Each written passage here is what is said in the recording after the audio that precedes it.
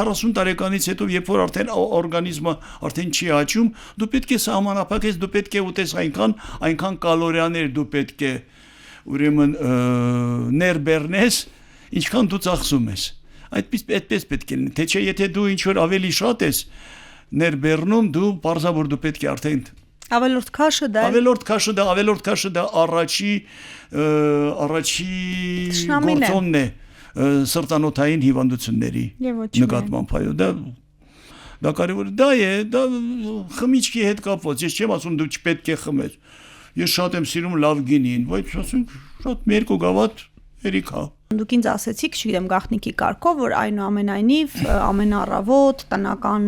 օղին իմացած տեղից օգտագործում եք։ Երևի նոր բան չեմ բացահայտի, գիտեք ինչ, գալիս է մի, ասենք ժամանակաշրջան, մի տարիք է գալիս, մի շեմա գալիս, որ արդեն դու պետք է մի քիչ քեզ սահմանափակես։ Սահմանափակես, այսինքն սնունդը պետք է սահմանափակվի։ Ես ունեմ ընկերներ, որոնք, ասենք ինչ-որ այդ հարցում շատ փնթի են կարելի ասել ու շատ իր չեն պետք է նրբանկատ լինես այդ հարցերում հատկապես այսինքն քիչ ուտես կա ասենք կա մի սովորություն որը ես երկար տարիներ արդեն հետևում եմ դրան ես ունեի աղիների հետ կապված մի ոչ շատ դուրեկան ինչ-որ բան ոչ դուրեկան լավ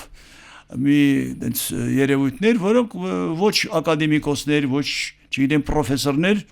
չստանձնեցին բուժել եւ ասեցին հետդ պետք է տանես այն աշխարհ ասեցի հետս այն աշխարհ ուրիշ բան եմ տանելու սա չեմ տանելու Ինչ եք տանելու Ես դուք հետո կպատասխանեմ դրան բայց ես որոշեցի որ պետք է անպայման դա բուժվի եւ դա բուժեցի արդեն ժողովրդական այսպես ասած բժշկության միջոցով ամեն առավոտ այն ժամանակ 3 ամիս անընդհատ ես թթեողի եմ խմում 30-40 միլիլիտր Չի հարբում պարզադրայից հետո ճաշում էի, նախաճաշում էի, բայց այսօր ես դա շարունակում եմ շաբաթ կիրակի օրը առավոտյան անոթի փորի վրա, այսինքն դեռ միջ նախաճաշը եւ դա ինձ օգնում է իմ անոթները մաքուր պահել, ստամոքս աղիքային համակարգը ինչ-որ էլի լավ Ձեր սպահել խնդիրներից Դա է կարևորը Քաղաքից ինչքան հնարավոր է շատ դուրս գալ Մեր քաղաքը շատ է աղտոտված օդը չգիտեմ այդ շինարարությունը որը կատարվում է առանց ինչ-որ համապատասխան հսկողության եւ այդ շինանյութի հետ կապված այդ փոշին այդ աղմուկը այդ ամեն ինչը տարածվում է եւ դա կարճացնում է մեր կյանքը բոլորի Նու կարծում եմ տարիքի բերումով մայրս 94 տարեկան է մյուս անգամ մայրիկիս կհրավիրեք եթե տարիքի բերումով Ես եմ գալու հարկ կհամարեք տարիքը ասել պարոն պրոֆեսոր թե չէ թե թաքցնում եք ձերը Ես 73 այս տարի կլինեմ 74 տարվա վերջում այո Տեմպը ոնց եք զգում, այսինքն կեսաթոշակի տարիքի մեջ եք արդեն։ Գիտեք, սովորաբար եթե մարդ սկսում է մտածել, թե տեմպը ինչպես է զգում, թե չգիտեմ ծանր է բարձրանում աստիճաններով, թե թեթև է բարձրանում, արդեն նշանակում է, որ ուղեղը ծանրաբեռնված է։ Ուղեղը չպետք է շատ ծանրաբեռնված լինի հենց այդ հարցերով։ Ուղեղը պետք է ծանրաբեռնված լինի այն հարցերով, որոնք ուրախացնում են, որոնք թեթևացնում են եւ երջանկացնում են մարդուն։ Պետք է այդ ծանրացնող բոլոր մտքերը պետք է զերծ մնաս դրանցից։ Ձեզ ինչն է ուրախացնում, գործով եք ապրում, գործն է ոգևորում։ Գիտեք, կան մարդիկ, որոնք ասում են իմ առաջնայինությունը դա իմ աշխատանքն է, կարծում եմ այդ մարդիկ կամ ստում են կամ այդքան էլ երջանիկ չեն կյանքում։ Իհարկե կյանքում ամենաերջանկացնող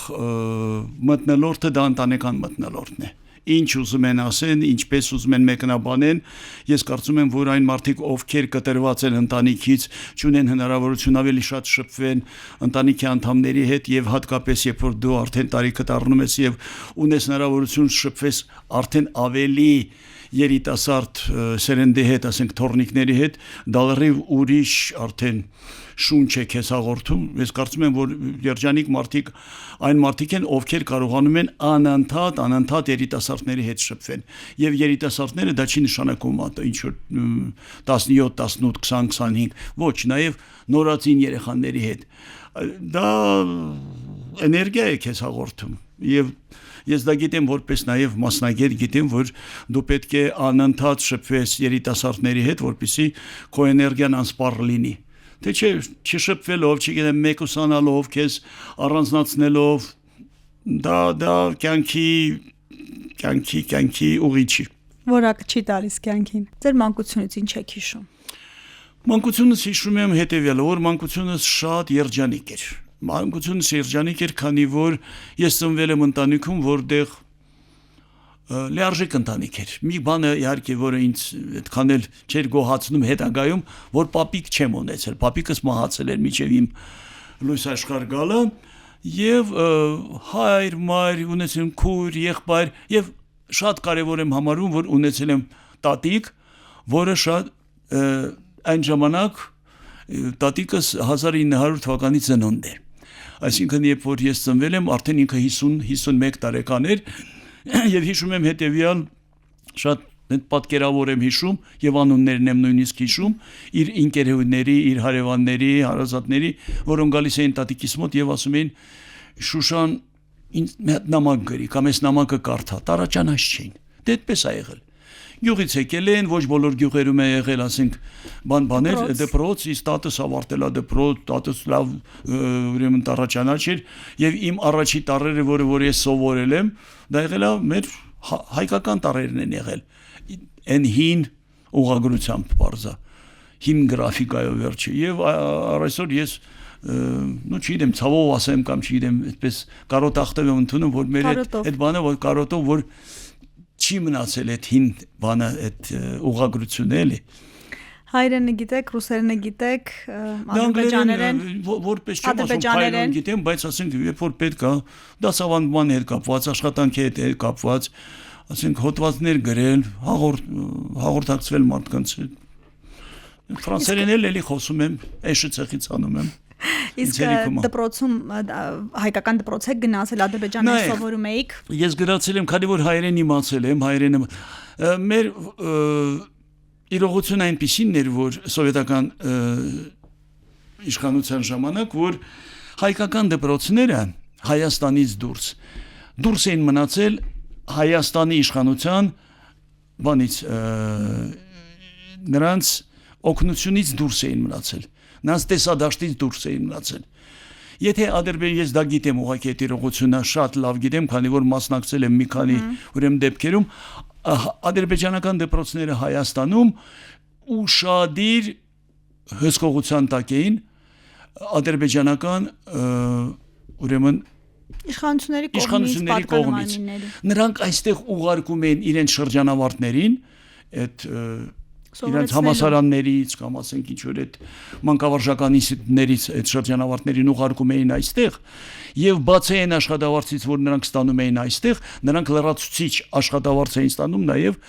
Ադրբեջանի իշխանությունից եւ նրանք տարբեր ոչ օրինական ճանապարհներով նաեւ օգնում էին, որ նրանք այստեղ ձեռք բերեն ինչ որ մի հողակտոր, ամուսնանան եւ մնան այստեղ։ Այսինքն դա քաղաքականություն էր, որը որ շատ հստակ կերպով իրականացվում էր։